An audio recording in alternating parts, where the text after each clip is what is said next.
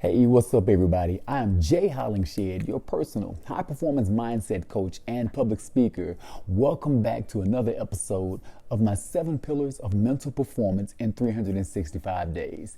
Thank you so much for tuning in. We're about to get started. Today is consecutive episode number 286 of 365. Today is Saturday, positive and negative self-talk. That's what we talk about on Saturdays. Saturdays is day 7. Day 7, we talk about pillar number 7, positive and negative self-talk. So before we jump into it, class starts at 9 o'clock. Let's give a roll call for everybody who's present and accounted for in class, starting with my homegirl, Belinda McAllister, Coach McAllister, Forward Motion International. Got to give a shout out. Belinda McAllister, thank you for tuning in. And my baby girl, Jaleesa Hollingshed, what's up? I appreciate you, baby. I love you. It's a family affair, you already know. And we got my big brother, AJ Arthur Hollingshed. Thank you for tuning in. I appreciate you. My wife, Lisa, I got you, babe. I see you. And my other daughter, Bree. I appreciate you for tuning in on Instagram. I know you're already there, so I appreciate you as well. Now, those that are watching this on repeat, you know I gotta thank you. I love you. Thank you so much. Now, everybody that I just called and everybody that's watching this on repeat, let's jump into this positive and negative self-talk. What I'm going to do today, I'm going to pull the lesson of your self-talk from the story of growth from an olive tree. We're going to talk about an olive tree and the growth of an olive tree. Now, check this out. When an olive tree is grown in its traditional way, in a traditional olive grove, in a traditional way, the olives don't begin, the tree doesn't begin to bear olive fruit until about its 5th year, okay? 5 years of doing the same thing over and over, that's when you start to see life, or when you start to see the fruits of an olive. Now, here's the thing. After the 5th year, that's when you start to see something. But the tree doesn't go into full production where you can receive a profit until year 7 or year 8. Okay, so that's 2 more years, 2 to 3 years of actually waiting after you see something.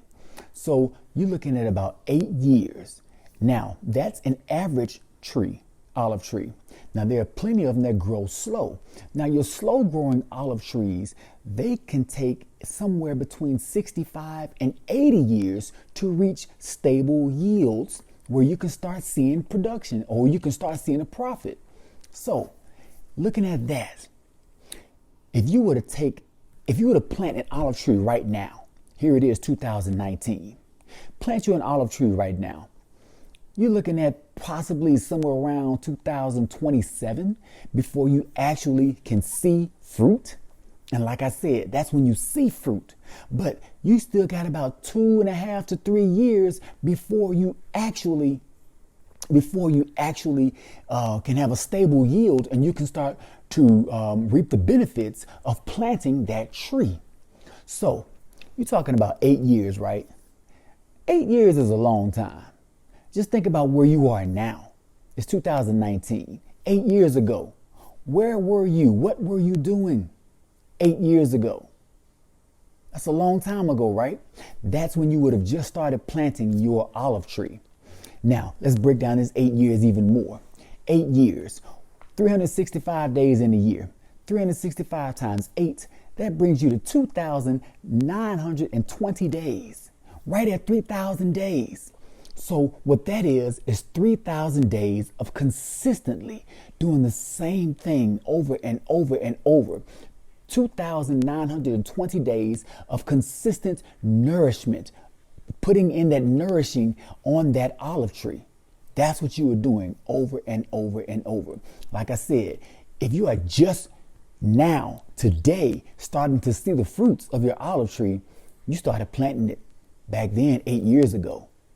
Think about where you were, what you were doing, and the clothes you were wearing, the music you were listening to 8 years ago. Think about that.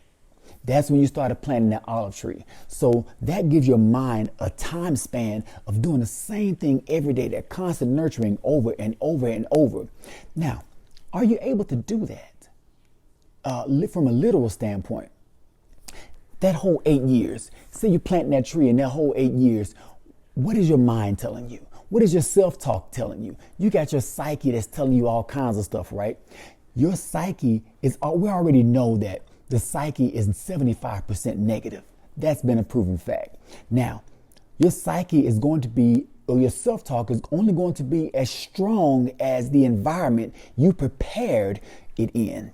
Okay? It's only going to be as strong as the surroundings you came up in. Only is going to be as strong as the surroundings that you nurtured your self-talk in.